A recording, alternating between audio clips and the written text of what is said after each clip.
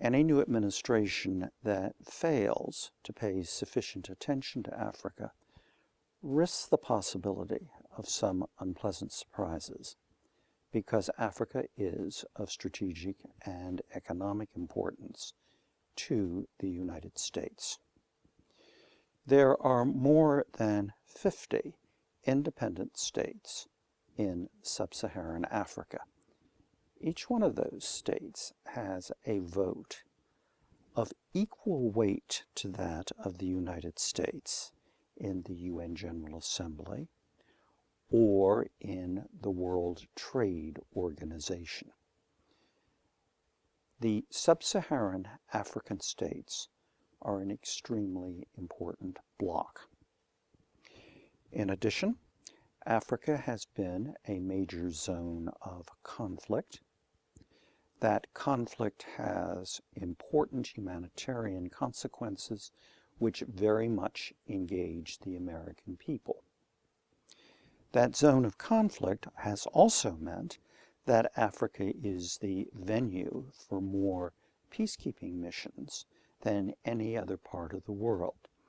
And while the peacekeepers are, in most cases, supplied by other African states or by states from other parts of the world, the bills are paid by the principal donors to the UN system, of which, of course, the United States is one. And then there is always the question of disease. Diseases that emerge in Africa can spread very quickly to the United States. Public health in Africa is very much in the American national interest.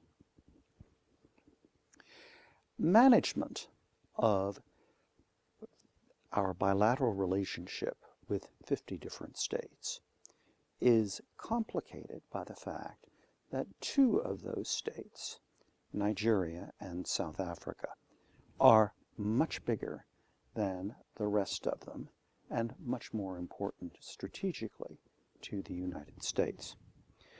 Nigeria, of course, is a major source of oil and has a population greater than that of the Russian Federation. South Africa has the largest economy on the African continent, and that economy is characterized by high-tech and modernity.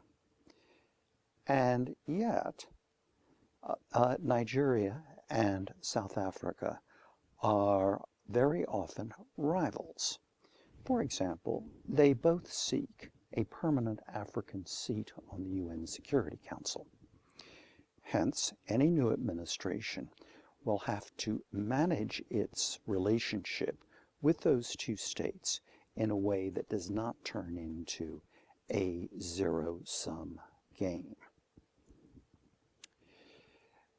It's going to be important for a new administration to make room for African issues on the bilateral agendas it has with other countries.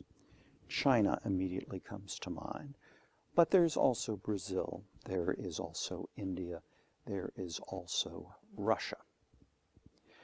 As part of the international effort against terrorism, any new administration will also need to weigh carefully whatever role international terrorism may, or more often may not, be playing in terms of African developments.